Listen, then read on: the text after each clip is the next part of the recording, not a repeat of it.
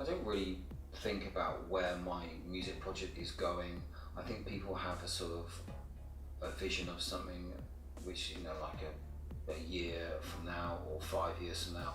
I try to live in the present with it as much as possible, because I think with creative projects I find my mood changes over time in the sort of direction of things, and where I want it to be will change. So I have to be very present with it. I might be in a certain mood at a certain time, and I might want to make music which is very sinister and abrasive and frenetic, and then a few weeks later or a few months later or whenever, I might feel more just relaxed, soulful and more tranquil, and that sense of serenity, and that's how I want my music to be reflected. So I think for music, I think you have to create it in the present.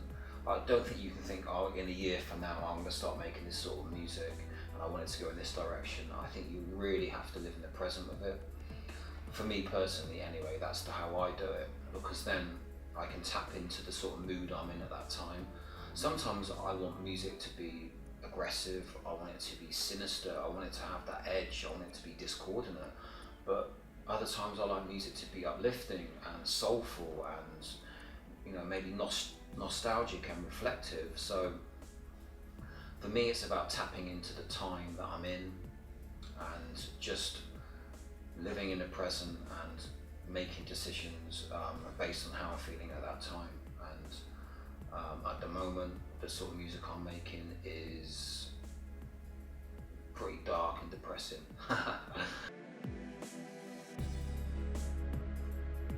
My advice to musicians is to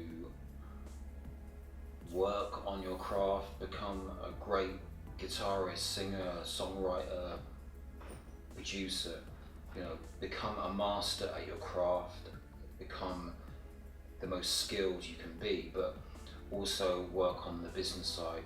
Learn to be an entrepreneur, learn to market your music, learn how the business works, so when you create this great music, you can then disseminate it to an audience. Because a lot of musicians, I think, can fall into the trap of just getting great at their craft, but then you become dependent on getting signed to a record label, or you become dependent on someone else helping you proliferate your music.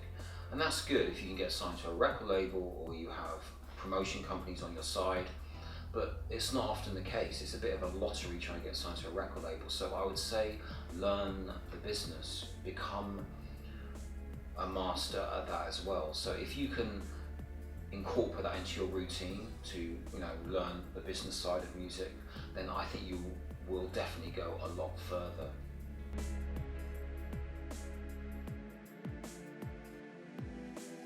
The lifestyle of being a musician is very different from 99% of the population. Let's be honest about that. I see being a musician as a privileged position to be in. I think you can work with your own timeline. You're not in some sort of regimented routine which is implemented by other people as such. You have free reign to record when you want, and you're basically in charge of your daily routine. Of course, when you do gigs or you've got to turn up to a studio, you have to be on time and all that sort of stuff, but it's an easy life in regards to that. So I don't understand when you get musicians kind of whining a bit and not necessarily taking advantage of their position. You do see a lot of musicians who get some sort of recognition, they get some sort of notoriety, and they sort of completely fuck it up. They sort of adopt a drug habit, they become alcoholics, and they become these sort of car crash type characters. And I think a lot of that is because they've been given a really good opportunity. They've been given all this money thrown to them by a record label, and they sort of tend to just sort of completely mess it up. And I've got to be honest, I haven't really got much respect for people like that. I think they've been given a good opportunity, and okay, be hedonistic and go and have late nights of debauchery and all that sort of stuff. I do that all the time. that is part of my life, but I'm still on the ball enough to still function as a professional musician. And I think that's a really important point for other artists. So yeah, all you artists out there, just look after your shit, be hedonistic, go and have fun and all that sort of stuff. But remember, if you're in a position where you can make music for a living, you're lucky. So make the most of it.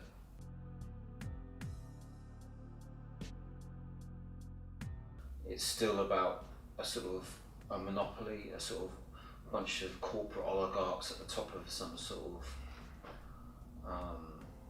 hierarchy, and music has always been monopolized that way. It's about money and marketing.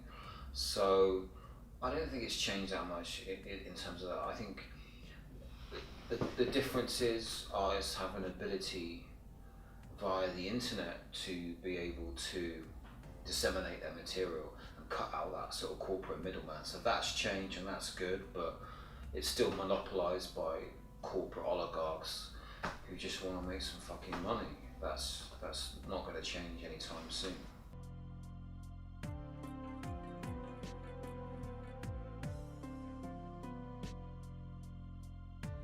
Very eclectic in terms of the people and the creative sort of culture which is here.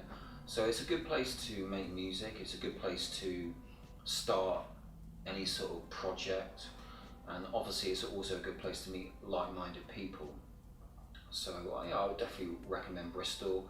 It's good for nightlife if you're into hedonism and going out and parties and all that sort of stuff. Bristol has that in abundance. At the same time, it's a distraction. So if you do want to focus on a creative project and be in Bristol, you have to maintain some sort of discipline, because you're always kind of being swayed by different nights out and all the rest of it. So it's the same in any city. It's the same if you go to London, you go to New York. You have a kind of whole plethora of choice for going out, and that can be very inspiring, but then it can also be a bit of a distraction. For me personally, I sort of keep it balanced. I go out a lot in Bristol, but I can maintain a nice balance, and I can also stay very focused. So yeah, it's definitely worth visiting Bristol for a night out, or maybe even moving here.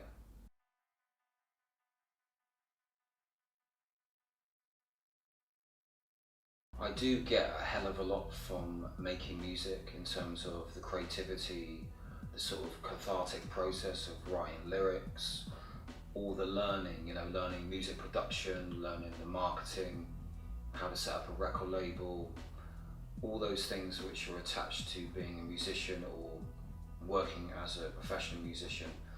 I've really enjoyed learning all those skills, and it has taught me a hell of a lot about the skill set required to make a professional record and to disseminate it to an audience.